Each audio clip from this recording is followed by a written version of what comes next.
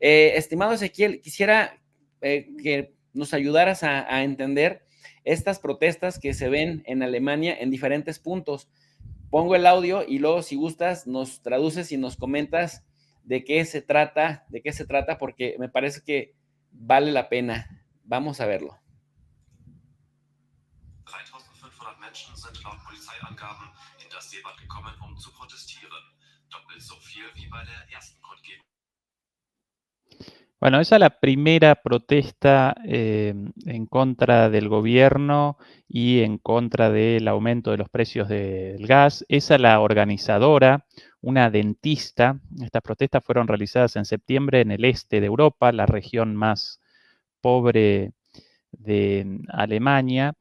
Y lo interesante de estas protestas aparece en el hecho de que, así como participan elementos de la ultraderecha, así como participan antivacunas, así como participan loquitos sueltos, crecientemente presenciamos la participación de gente como esta señora, la cual en ese testimonio, en esa pequeña entrevista, ella sencillamente presenta su temor respecto a su trabajo, al hecho de que quizás en los próximos meses no va a poder realizar su trabajo como dentista por el precio de la energía, ¿sí? Más adelante aparece un testimonio de un jubilado en el marco de esta. Esta es la primera protesta, participaron 3.000 personas, nada más, pero esto ya en septiembre. Un poquito más adelante, Jesús, en el minuto 24, ahí ahora comienza. Bueno, ahí este señor, un jubilado, él básicamente responde a la pregunta de por qué participa en esta protesta y él responde, bueno, yo con una jubilación de 800 euros y hace unos días despacharon a mi casa la factura de la electricidad con 400 euros de electricidad. Solo de electricidad, con una jubilación de 800 euros, entonces, bueno, ¿cómo desembolso yo el resto de los gastos en el mes? ¿Sí? Esa es la primera de las protestas. Después, en la semana pasada, precisamente el día 3 de octubre, el día de la reunificación alemana. En realidad, bueno, podríamos un programa sobre la reunificación alemana, porque la llaman reunificación, pero en realidad formalmente representó una anexión de Alemania del oeste, de la Alemania federal, de las provincias, de los Bundesländer constitutivos de la Alemania democrática, la Alemania soviética, a propósito de anexiones. Bueno, esta es una protesta de la semana pasada. Esta sí fue realizada por el día 3 de octubre y fue realizada por la izquierda, con hasta ese entonces la más importante de todos. Bueno, este señor también ahí presenta sus miedos respecto a los costos de que no va a poder desembolsar el alquiler. Lo interesante de ese día, Jesús, Francisco y a la audiencia, a pocos metros de ahí en Berlín fue realizada una protesta similar de la extrema derecha, con muy poca participación, alrededor de 400 personas, pero una vez culminada esa protesta, abandonaron ese lugar y quisieron realizar un copamiento de esta protesta. Por esto, este señor acá en este testimonio responde, bueno, yo participo acá porque no quiero que la extrema derecha conquiste las calles en nombre de esta protesta. ¿Sí? Ahí, por ejemplo, un simpatizante de la extrema derecha, con ese buzo ahí. Entonces, ahora presenciamos esa situación en la cual frente a un reclamo legítimo y hasta el momento las incipientes protestas de la izquierda, como esta ahí en la pantalla, la extrema derecha realiza un intento muy fuerte de copamiento. Y considerando todo lo dicho, la historia del siglo XX, por lo general la extrema derecha capitaliza las situaciones de crisis mejor que las izquierdas y más aún mejor que las izquierdas democráticas, ¿sí? Esa hasta la semana pasada la protesta más grande, pero este último domingo fue realizada una última protesta directamente organizada por el AfD, el partido de extrema derecha, y contabilizaron 10.000 personas, ¿no? Entonces, ahí esta situación verdaderamente preocupante respecto al avance de las extremas derechas aquí en Alemania.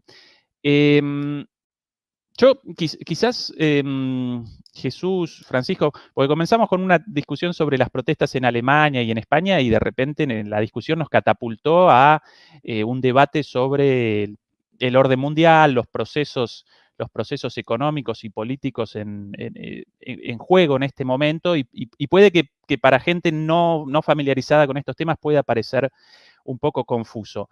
¿Qué está generando esta situación? ¿La guerra en Ucrania o la economía? Ambas.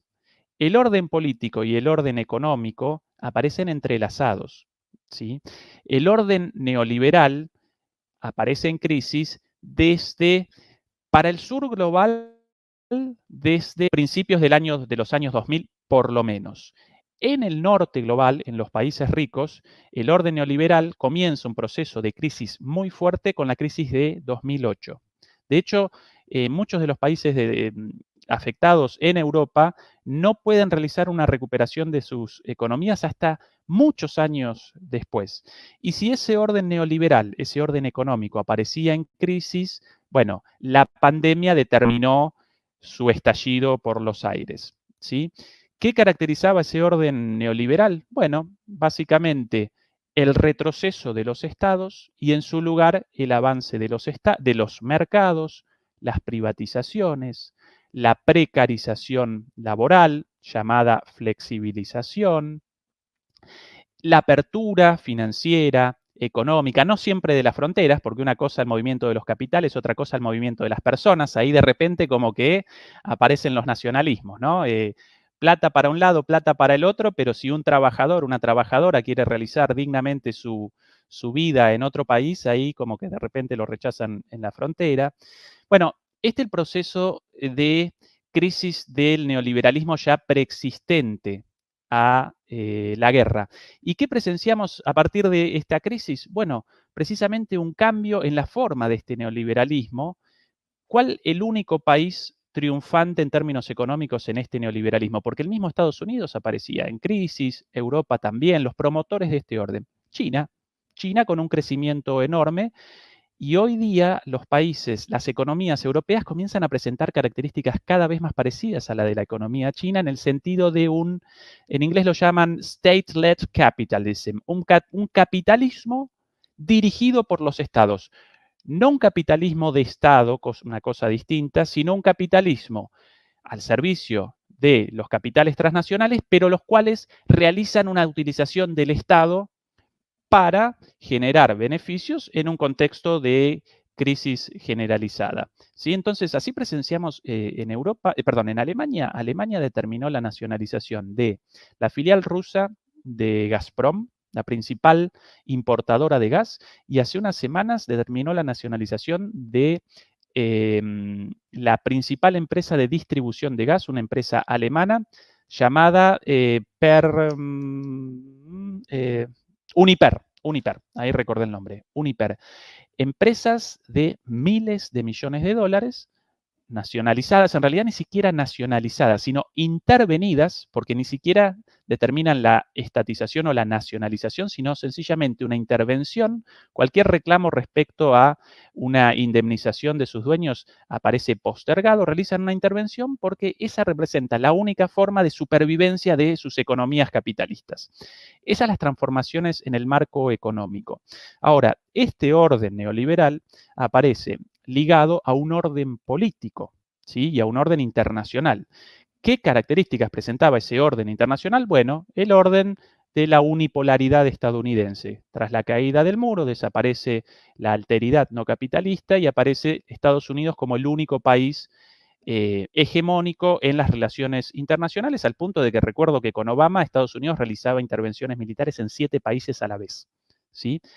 Eso colapsa ahora, ¿sí? Con el resurgimiento de Rusia, con esta guerra, con la introducción de la OTAN en este conflicto, o en realidad, con el avance de la OTAN, la reacción rusa y nuevamente la respuesta de la OTAN. Entonces, presenciamos esa doble crisis, esa crisis de lo político y lo económico, no porque las cosas aparezcan en simultánea o acontezcan simultáneamente, sino porque estos dos órdenes económicos y políticos aparecen unificados. Y ahora están colapsando, económica y políticamente. ¿Cuál es el problema? Por eso la intervención mía de antes. El problema es que por lo general los cambios estructurales en las economías globales y los cambios en los órdenes políticos, por lo general están acompañados por grandes guerras mundiales. Es el problema. Y por surgimientos de extremas derechas, y estamos presenciando una situación muy parecida y aparecemos encaminados lamentablemente hacia ese lugar.